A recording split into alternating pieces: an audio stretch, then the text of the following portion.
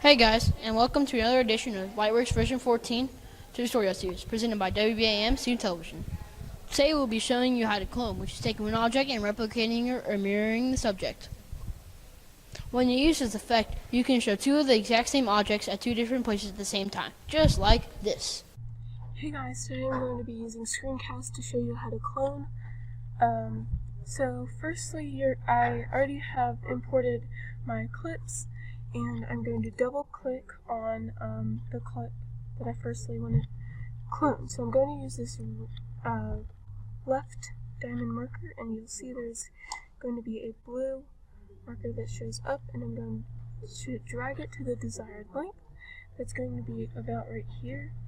And I'm going to end that segment with the right diamond marker, and you'll see it shows up with another half blue diamond marker.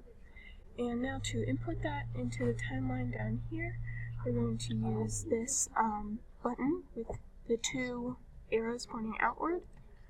And you should see that right here. Once we've done that, I'm going to double click on the other clip that I have. And for this one, I'm going to drag this red marker over here.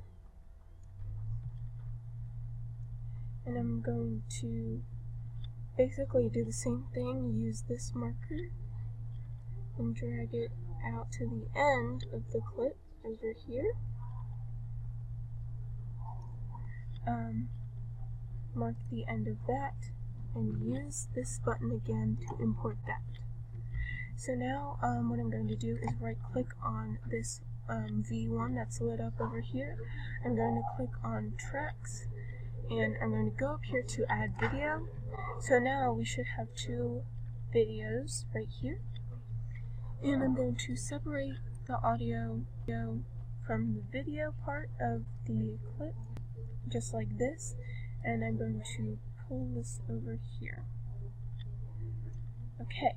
So now that we have them all set up like this, I'm going to go into VFX.